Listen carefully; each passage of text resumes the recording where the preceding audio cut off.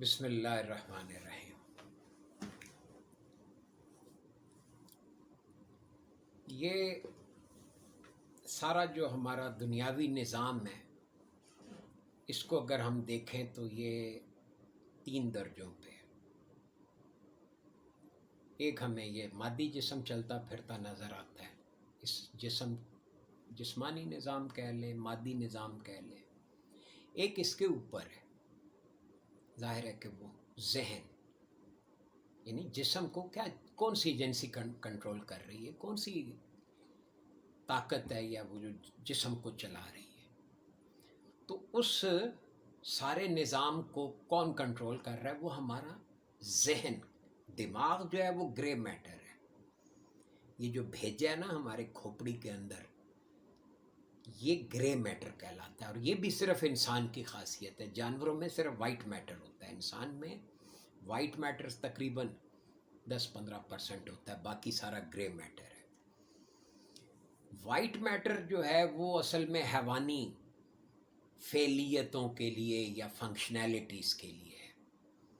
یہ جو حرام مغز میں ہماری اسپائنل کارڈ میں جو چیز رن کر رہی ہے وہ وائٹ میٹر ہے۔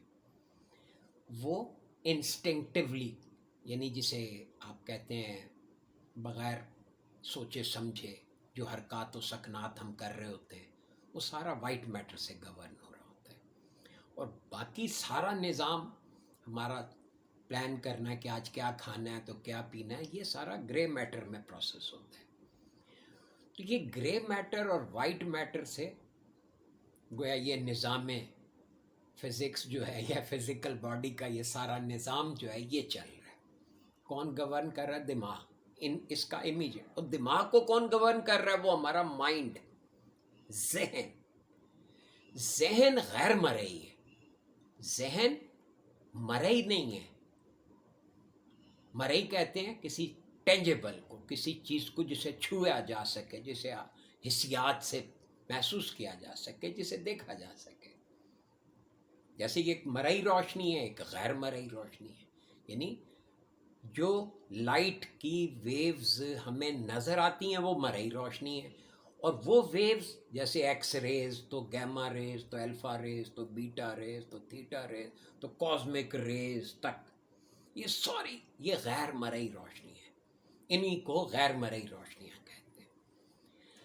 اب یہ غیر مرئی مائنڈ جو ہے وہ غیر مرئی چیزوں کو، غیر مرئی چیز کا نام ہے، اور وہ گورن کرتا ہے، کنٹرول کرتا ہے ہمارے ذہن کو، دماغ کو۔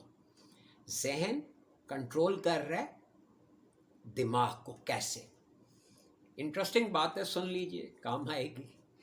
کہ ذہن میں آتا ہے خیال، ذہن کہیں سے خیال وصول کرتا ہے، وہ خیال جو ہے وہ اس میں جب وہ ذہن فوکس ہو جاتا ہے تو وہ تصور بن جاتا ہے۔ وہ تصور سے مطلب ایک تصویر سی بنتی ہے ذہن میں۔ اس تصور میں جب آپ کا ذہنی انہماک زیادہ ہو جاتا ہے تو وہ محسوسات میں اتر آتا ہے۔ اب احساس میں کیسے جاتا ہے کہ وہ ذہن دماغ میں الیکٹریکل امپلسز جنریٹ کرتا ہے۔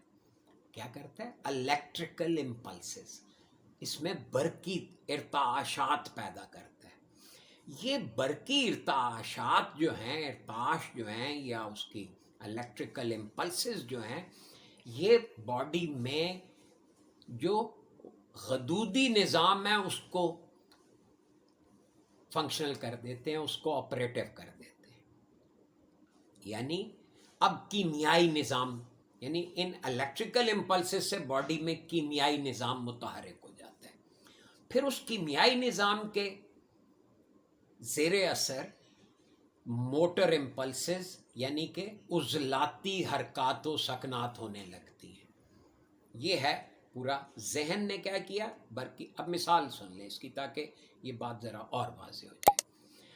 آپ کسی چیز کو جب سوچتے ہیں، جیسے کوئی خوشی کی خبر سنی، بہت زیادہ خوشی میں آنسو آ گئے، یا بہت زیادہ کوئی افسوس کی خبر سنی تو آنکھوں میں آنسو آ گئے، تو یہ کیا ہوا؟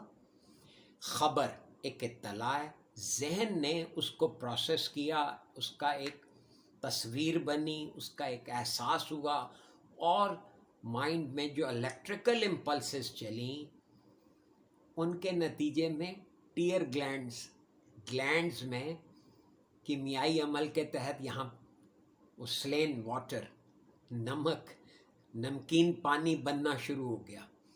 جب اس پہ زیادہ زور پڑا تو یہاں پہ کیا ہوا؟ عضلاتی پریشر کریٹ ہوا اور آنکھوں پہ کتنا زور آتا ہے جب آنسو آتے ہیں.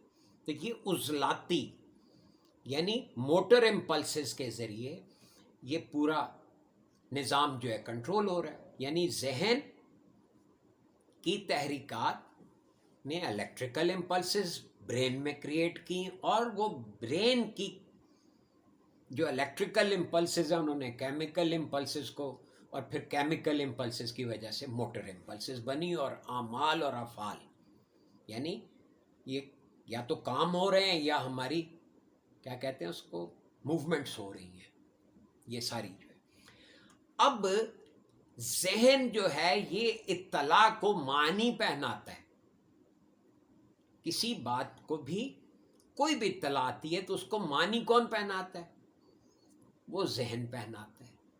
اب ذہن چونکہ آزاد ہے اس وقت صورتحال یہ کہ ذہن نے اپنی وہ جو ہمارے سوشل سیٹ اپ کی وجہ سے معاشرتی شعور کی وجہ سے جو ماں باپ سے ہمیں شعور ملا جو ہمارے معاشرے نے دیا جو ہمارے اساتذہ نے دیا جو ہمارے یار دوستوں نے ہمیں کہا یہ نہیں کرنا تو یہ کرنا ہے یہ نہیں کرنا اسے یوں کرنا ہے. تو یہ جو شعور بنا ہوا ہے یہ ہمارے مائنڈ کو افیکٹ کرتا ہے اور مائنڈ اس کی روشنی میں جو بھی اطلاع آتی ہے اس کو ایک مطلب پہناتا ہے. جیسے وہ کئی لوگ ہوتے ہیں جو کہتے ہیں یہ کام یوں ہونا چاہیے سے میری مرضی کے مطابق ہونا چاہیے. تو یہ کیا ہے؟ یہ اپنی مرضی کے میننگ پہنانے کا عمل ہے. اب اگر مائنڈ کی ساخت ایسی ہو کہ وہ درست معنی پہنا رہا ہو تو آپ کے پورے باڈی کے فنکشنز کیسے ہوں گے؟ زبردست اور شاندار ہوں گے. اب اس کے لیے بڑا مختصر سا جملہ سن لیں کہ حالت یہ اس وقت یعنی سارے کا خلاصہ یہ بنا کہ ہمارے جسم کو ذہن نے اپنا گھوڑا بنایا ہوا ہے. ذہن یہ جسم کیا ہے؟ ذہن کا گھوڑا ہے. ذہن اسے چلا رہا ہے. اب انبیاء کرام کی تعلیمات کا ایک رخ یہ ہے کہ وہ کیا درس دیتے ہیں کہ بھی ذہن کو روح کا گھوڑا بنا لو.